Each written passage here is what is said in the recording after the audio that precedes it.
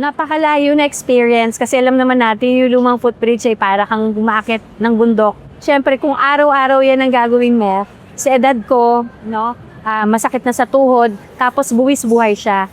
Hindi siya safe and accessible para sa mga vulnerable person like me who is a person with disability. You feel you belong already. Yun naman yung sa akin. Kasi inclusion is not an afterthought kay Pangulong Bongbong Marcos na napaka-importante na pinapakinggan talaga ang pangangailangan ng bawat tao sa lansangan. Sabay mga kapansanan katulad namin, maganda. Tulad dito, walking distance lang, may elevator, makakarating ka na doon sa dapat mong pupuntahan. Bilang isang computer, matagal ko nang inaasahan na magbukas to kasi napakalayo kasi nung nilalakad ko doon sa isa pang footbridge kesa doon. Mas nag-off akong maglakad doon sa footbridge na yun kasi mas malapit siya tsaka hindi na ganun kataas yung lalakarin ko. Tsaka pwede magpahinga ng may lilim sa araw. Kapag doon naman kasi, pagdating mo sa tuktok, bilad ka sa araw. Tapos nakakalula pa, parang nakakahilo. Diba pag mahal na araw, nagsasara yung MRT dahil for maintenance. Alternative siya, convenient siya para sa amin ng mga computer. Nagko-commute. Kasi dati wala siya, pumupunta pa kami doon sa may North Avenue para doon mag-take ng MRT kasi ay ng bus station. Kasi dati wala yan. Actually, mas convenient siya. Dahil ramdam ko na binibigyan ng halaga yung pagiging taxpayer ko. Thank you kasi at least merong naibigay ito agad. Kasi alam ko sinabi niya to months ago lang, tas nandito na agad. Maraming salamat.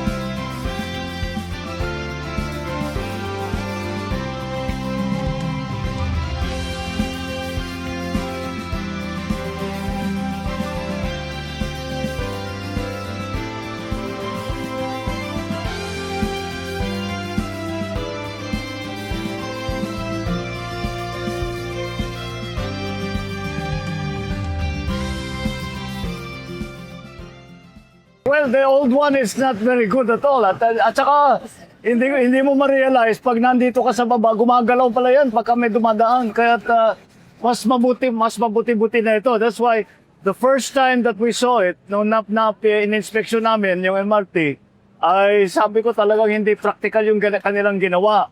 Kaya ngayon, ay may pinagbago, naayos natin ito within 4 months. Ang pangako sa atin ay 6 na buwan, 4 na buwan pa lang tapos na. Kaya ngayon, mas mababa na ang akyatin ng hagdan, tapos meron ng elevator para yung mga hindi kayang umakyat ng hagdan, meron pa tayong wheelchair lift na ginawa para sa yung mga naka-wheelchair. Pati wheelchair, they provided a wheelchair para mas magaan naman ang magiging commuting experience. Kaya so far, I'm happy to see that this is the sort of thing that ito naman ay kaya naman palang gawin. Hindi naman ganun kahirap at basta desidido tayo na ayusin natin ang commuter experience dahil ang dumadaan sa bus pa lang ay 750,000 ang pasahero kada. MRT and bus po. So the MRT and bus, 750,000 ang gumagamit ng everyday. Mapagaang lang ng kaunti. Ang kanilang mahirap na nga mag-commute. Mahaba, mainit, kung ganun. Sabi ko, dapat naman tugunan natin yung pang-araw-araw na dinadaanan ng ating mga kababayan para makapunta sa trabaho at para makauwi. At ito ay isang bahagi lang dyan. Ang susunod na ngayon dito ay titiyakin natin yung maintenance niyan lahat. Meron pa tayong elevator ngayon. Yung elevator kailangan laging umaandar. Kaya tiniyak namin na yung design ng elevator heavy duty kasi talagang todo ang gamit niyan. Kaya mabuti naman. At sa 4 na buwan may nakita na tayong panibago na facilities na mas magpapagaang sa commuting experience. Mula dito sa wala na yung Mount Kamuning, hindi na. Tatanggalin na namin yung Mount Kamuning para tuloy-tuloy na dito na lang gagamitin. Maraming salamat. Good morning.